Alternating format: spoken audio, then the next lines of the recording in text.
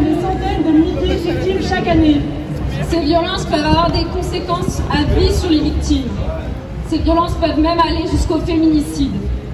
121 féminicides depuis le début de l'année, c'est plus que jamais. 121 femmes assassinées par leur conjoint ou leur ex-conjoint, par leur père, par leur fils, par leur frère, ou encore parce qu'elles sont travailleuses du sexe ou parce qu'elles sont trans. Et notre région est particulièrement touchée avec 15 féminicides cette année. Ces morts auraient dû être évitées. 65% des victimes de féminicide avaient porté plainte. 30% des auteurs avaient déjà été condamnés pour des faits de violence. Ces chiffres traduisent les défaillances du système juridique et policier, mais aussi l'incapacité et le manque de volonté de l'État de mettre en place des mesures pour y mettre un terme. Si l'on compte le nombre de féminicides depuis 2017, depuis que c'est soi-disant la grande cause des quinquennats d'Emmanuel Macron, on comptabilise plus de 850 féminicides. Je crie un peu. 850 féminicides.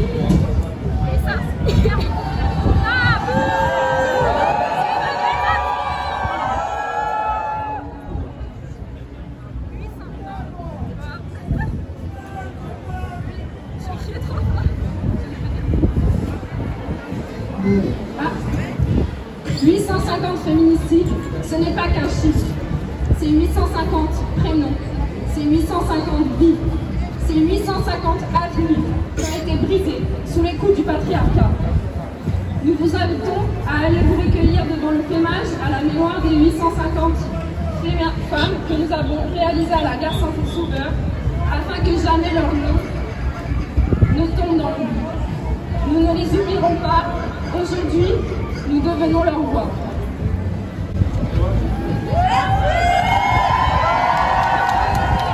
On vous propose de faire une minute de silence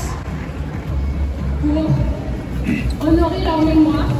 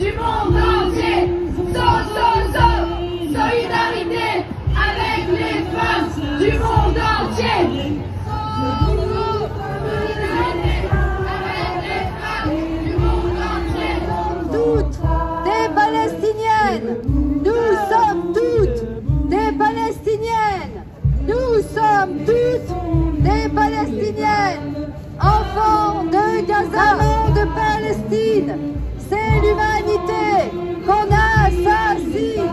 Enfants de Gaza, maman de Palestine, c'est l'humanité qu'on assassine. Enfants de Gaza, maman de Palestine, c'est l'humanité qu'on assassine. Enfants de Gaza, maman de Palestine, c'est l'humanité qu'on assassine. Connaissons notre force, les femmes, découvrons-nous des milliers de coupables esclaves, et brisons nos entraves. Debout, debout, debout.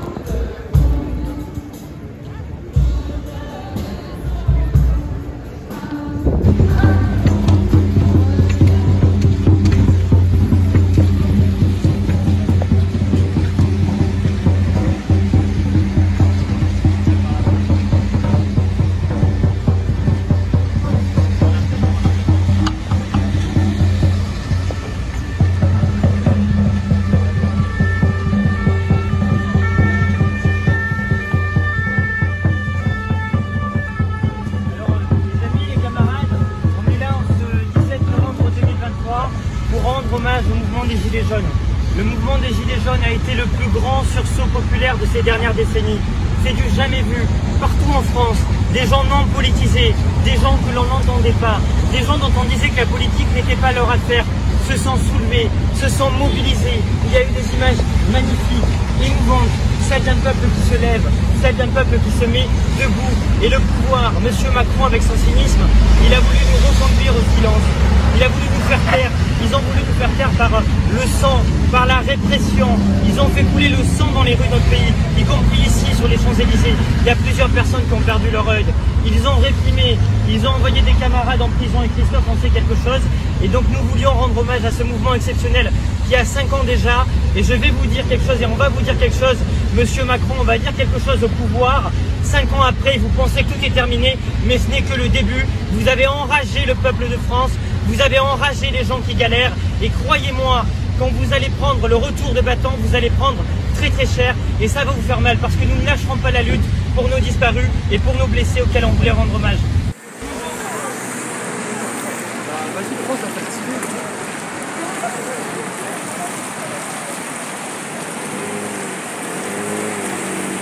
On est là! On est là!